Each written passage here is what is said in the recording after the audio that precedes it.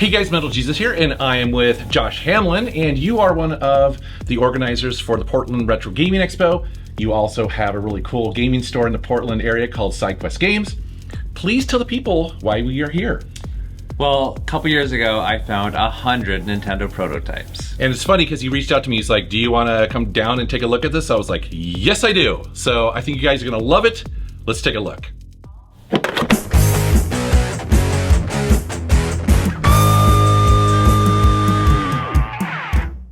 Okay, dude, so the question on my mind is, where the heck did you get all these? Sure, so a friend of mine named Alec, actually, who works for me now, stumbled across a small auction house in Oregon who was selling off the estate of a former Nintendo employee. He turned me on to this, and I immediately actually went out to the auction house and discovered what a massive lot this was. Wow. And they had already begun to process it, and I was able to help them out a bit.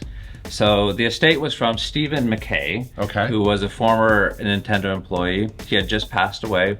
He was the general manager of the Mexico region, and he had amassed this wonderful collection of not only prototypes, but clothing, awards, signage, you know, all the things you can imagine an employee would have.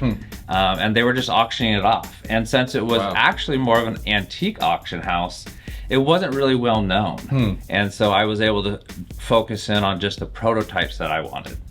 And then those prototypes are here now. We're gonna unbox them, 8 boxes of them. Yeah, it's crazy, it's crazy. So how did you authenticate all this stuff? Yeah, it's a great question. So I have enough knowledge myself to know if something's, for the most part, real. But there's one guy in the industry that we mostly rely on to dig a little deeper and make sure that they're totally legit. And that's Frank Cifaldi from the Video Game History Foundation. And we've all worked with him many times. And he was able to actually take these off of me in person a couple years ago, and he was willing to start authenticating them, and it took him a while. So he breaks them down, he checks the ROMs, he dumps the ROMs, he compares them against the current, you know, ROMs on the market, not the market, or in the industry. Yeah, to see, like, comparing to, like, what the retail release is, right? Exactly, right. And we found some interesting things, which we'll talk about later. And the wonderful thing about the Video Game History Foundation is they were able to work with WADA, who also stores the ROMs. And since WADA was the only company right now doing prototypes, they were able to encapsulate them for us. And so they don't actually grade them for condition. All they're doing is hiring Frank, working with Frank to authenticate them. They encapsulate them, and then they return them to the owners, and then they keep the ROMs, of course. So it's a really nice process. Wow, interesting. And we have a lot to get through. You haven't seen them, right? Yes, I haven't. I'm really excited, actually. All right, let's get to it. All right, dude. Are you ready? I probably shouldn't have the blade quite that long, right? Are we both just gonna dig in here? I think so. Okay, let's go for it. Yeah. Oh, man. It's a little bit early for Christmas. Yeah. But I'm so excited. I haven't seen these yet. Yeah, this is pretty crazy. Did I actually get through? I don't even know how to use a box cutter. I'm so lame. I don't want to cut too deep. You shouldn't have to worry about it. They're really good about putting an additional layer on it. Oh, yeah, you're right. Oh, wow, you're absolutely right. Look at this. Yes. Wow, this is crazy. Oh, yeah, like even dividers and stuff. All right. I know. Are you ready? We're going to do one at a time? I just pulled one out. What do you got? It's an Atlas game. What am I looking at there? Oh, that looks like so the McKay collection was named after the previous owner. And then that looks like, GP1 is the game. Oh, okay. GP1, yeah. I'm not used to looking at these, so I don't have any in my collection. Yeah. So the McKay collection was named after the previous owner. I see. Stephen McKay. And since we had so many at once, that they, really cool. I love how they encapsulated them. I am gonna pull it out of the plastic bag here a little bit. So prototypes are really kind of tricky because some of them are just loose carts, and so they had to customize the encapsulation for us. And I actually wasn't sure what they were going to look like. Most of them have, they're in the cartridges, but that one's one of the loose ones. Wow, that's cool. Okay. All right, my turn. It's appropriate I pull out a racing game first, by the way. Right. All right, so what did I get? I got an NES game, Star Trek: The Next Generation. And I guess we should probably let people know that the games in here, they are NES, Super NES, Game Boy. Just Game Boy. Okay. Just those three. Just those three. Okay. Yeah. So Star Trek: The Next Generation. Cool. Huh. Interesting. Very nice. So here's a game I absolutely love. I love shooters. So here is Earth Defense Force. That is so cool to see. The prototype, huh? All right, so here is kind of an interesting one. Mario's Time Machine. Yeah, it looks like you got all the Super Nintendo games. Yeah, I think I did actually. So, yeah, that's cool. Wow, that's wild. Okay. It really is like a time machine, right? That's true. Yes. So, okay, it looks like I have mostly NES games in here. This one is kind of cool for the current market. The Addams Family. We've had some cool movies come out recently. Huh. And then I saw this one here. This is the Lamborghini, yet another racing game. Lamborghini American Challenge, just because I love racing games. And so, also I like that label on there. Yeah, so with prototypes, anytime you get a label, it's actually kind of significant. Huh. In fact, I saw one in here I wanted to show you. Solomon's Key. So okay. this is a staple in the NES world, but it also has this really cool label that actually says Solomon's Key, and a lot of times prototypes don't have that. Oh, interesting. Yes. Wow, that is, yeah, you're right. That's kind of a manufactured. A lot of times it's just a sticker of some kind. Yeah, okay. You found something kind of interesting in here? Yeah, so there's 6 NES games here that I wanted to highlight just a little bit. A few ninja games that you might recognize. The first one is Last Ninja. Okay. Yeah, The Last Ninja. Very cool. Next one is Swordmaster. Oh. I actually had 2 of these in this collection. Swordmaster is a really uncommon game, and even obviously way more so in the prototype version.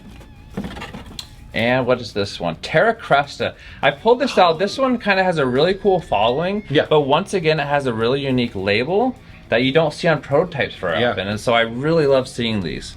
Here is Shadow of the Ninja. Shadow of the Ninja. Yes, so the interesting thing about that one is I remember booting it up, and it actually has like a different startup screen where it says sample and everything on it. Oh, so, really? Yeah, so that was pretty unique. Sure, so the last game I wanted to show you out of this box is Scat. Okay. Special Cybernetic Attack Team. I've played this with my brothers before. It's a really fun co-op. It's similar to Contra, but I find it more difficult. And look at the handwriting on it. Yeah, wow. It's really fun. Yeah, really, really uncommon game. That's a cool find. Yes. Metal Mech. Cyberspin. Takara USA Corp. Oh, that's cool. Oh, this one might be kind of That's a big one. Okay, yeah. Yeah. That was one of the highlights for me, is the original Ninja Gaiden. Yeah, that's so cool. Wow. And again, it says prototype on the label there. Super iconic game. Obviously, it started an amazing trilogy. Yeah. Difficult game, but one people always go back to. Huh, okay. And once again, the label. I love the label. I love how it's got a little grease there. Oh yeah, it's got who knows what it is. In the Nintendo like employee lounge or something like that, right? Gamers don't change. We're all we play games and we snack and That's so funny. D-Force, another shooter. Well, this one right here is also. Oh, you're hiding it from me. Oh well, I am. That's okay. I am, because I'm trying to remember how much I saw a retail copy of this at Portland. This is Panic Restaurant. Oh, wow, yes. The prototype for Panic Restaurant. Right. It's interesting. I've never had someone open my presents before, but that's exactly how I feel. You're opening, and I'm like trying to sneak a peek. That's so cool. Panic Restaurant. Yeah, the prototype for Panic Restaurant. Wow. I can't even imagine what this might be worth. Yeah. That's so cool. Wow. Super hard to find game. I mean that. Yeah, it's one of like the top 3 or 5. Absolutely, isn't it? It's so hard. I've helped a lot of collectors complete their NES collection, and that's usually they usually go after the first like expensive ones first, or that's one of the last ones they find. Yeah. It's always one of the end. Huh. Well, there you go. Yeah. That's cool, dude. Oh, Yo Noid. Remember Yonoid, the Yeah. Domino's guy? Oh, that's so funny. Yeah, so Yonoid. In fact, I have a good friend in high school that tattooed the Yonoid on his arm. Are you serious? That's Yeah, so funny. but of course, you're walking around with a yo-yo, and pretty fun game. Yeah. Ooh, Wampum, another fun one, and this one has a label on the back, which is kind of interesting. Huh. Jalico game. Cool. Wampum is another difficult to find one. Ultimate Air Combat. I think I had a few of these. Yes, they're all right here. Okay. Ultimate Air Combat is another uncommon game, and somehow there's 3 of them, and they all had slightly different code. Oh, really? Yeah. Oh, interesting. That's cool. Yeah, I love how they just cut up the cart to make to make it fit. the prompts fit. Yeah. Huh. More boxes. Let's go. I know. Cut away from yourself. I'm not that smart. No.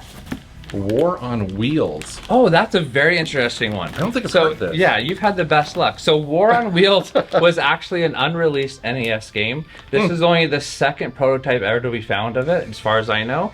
And it was a roller derby game. It's incomplete code. In fact, I believe Frank said that this one is different than even the one that was been previously found. Obviously, it's a roller derby game. You're going around the track trying to fight each other. Oh, that's cool. Interesting. It'd be fun to give that to John Riggs or someone. Yeah. I can make a fun game out of it. That's true. Oh, here we go. We got another Addams Family game. This one's Pugly's Scavenger Hunt. So this is the more difficult version of Addams Family. Well, it's not a version. It's a different game. But this one is also difficult, super difficult to find on Genesis as well. Pugly's Scavenger Hunt. Interesting. Okay. Okay, so I have the first Game Boy. Yes. Here, Tasmania. Yes, Tasmania for Game Boy. Once again, I wasn't sure how they were going to encapsulate these, but I like how they put the foam in there. Totally customized because, you know, these are all injection molded, and so there's no way to justify, you know, making cases just for the little ones. Check out this one though. Terminator 2 Judgment Day, an Acclaim game. Yeah, please return to Acclaim. Yes. I don't know if that's still valid. Yeah, but Acclaim, if you'd like to return it, contact me. That's so funny. And Battletoads on on the Game Boy. So Battletoads, people call into the store like, "Hey, you got any Battletoads?" I mean, that's the joke, right? Yeah. But Battletoads, I wish it were the NES one, but super happy to find it on any system. Yeah, that's Trade cool. West. Yeah. Cool. 2 years I've been waiting for this. Dude, I can see why. I mean, to do it right, and make sure that you know what you're getting, and absolutely, and it's not like there's a ton of information about prototypes out there. I assume. Really isn't. Yeah, but it's super important to authenticate stuff and then preserve the data. Yes. Yeah, that's cool that you did that. Awesome. Gun Force. Okay. Nice little shooter. Yes, absolutely. Oh, here's one that you're gonna want to see. How about one of the best Christmas movies ever, Die Hard. Die Hard for the NES. Nice. Yes, I was looking forward to getting this one. And that's a weird label, like the yellow. Yeah, I mean, it's almost like just a sticky. It is, right? yeah. For Activision, Die Hard. Nice. Let's see here. Oh, Shadowrun. Okay. Oh, there you go. Yeah. Yes. That's cool. Very Takes place cool. in Seattle. It Hometown does. right there. Right. How about Blaster Master? Oh, dude, Reggie loves that series. That's cool. Sun Electronics Blaster Master. Huh. Super Bomberman. That's cool. Yeah, Bomberman series are great. Yeah. Yeah, we're really hitting all the Addams Family stuff. This is Fester's Quest. Oh. Yes. There you Not go. the best game. Right. But super recognizable. Another Sun Corporation game. Oh, I like this. So, Defenders of Dynatron City, a LucasArts game. And this is the old LucasArts, so check that out. Yeah, the classic logo and everything. Classic logo, LucasArts. I was really excited about this, once again, and I've mentioned it several times. The labels are what make prototypes really pop off, and to get one with LucasArts on there is super special. That's cool. Super Star Wars. Yes, Star Wars. I mean, how can you go wrong with that? Hell yeah. Wow. That's And cool. once again, I love how they actually do the artwork on the chip. Yeah. Wow, that is really cool. All the rest are just like chicken scratched on there. Yeah. You can't hardly read what it is. It's funny, anything kind of goes with prototypes, right? It's just, you just never know. Yeah. Conquest at Crystal Palace is an interesting game. This one doesn't have any label, but it's a fun title. Once again, pretty uncommon. I love it. Cool. Thank you, Stephen McKay. That one's kind of beat up. This is Flight of the Intruder. Wow, you can tell they just use a knife to cut right. They just, they just didn't, I didn't care. Whatever works. Yeah, can opener or something just to get that open. And then I have several Fester's quests in here. The last two. Stealth Fighter and City Connection. Okay. That's it. Okay. All right, dude. This is so much fun. But I gotta know, what is your plan with all this stuff? What are you gonna do? Well, first I'm gonna figure out where to store them. My wife doesn't like when I bring stuff home, but it's just gonna have to happen. That's so fun. So I'm definitely leaning towards keeping a handful for myself. I was really lucky that I got some duplicates of some games that I enjoy. And then they'll probably go to market in the near future. I haven't decided if I'm gonna try to keep them together or do an individual sale.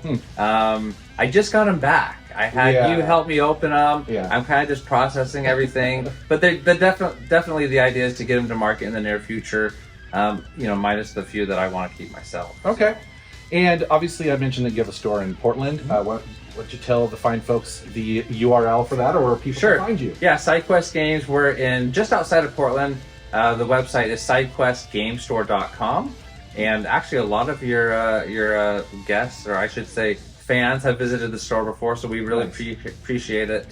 Actually, I would say once a week or so, we get someone saying, "Hey, I saw you on Metal Jesus from years ago." Yeah, I remember it's that. Awesome. I still get that today. Oh, cool. Yeah. Very cool. All right, guys. Thank you very much for watching. Thank you for subscribing, and take care.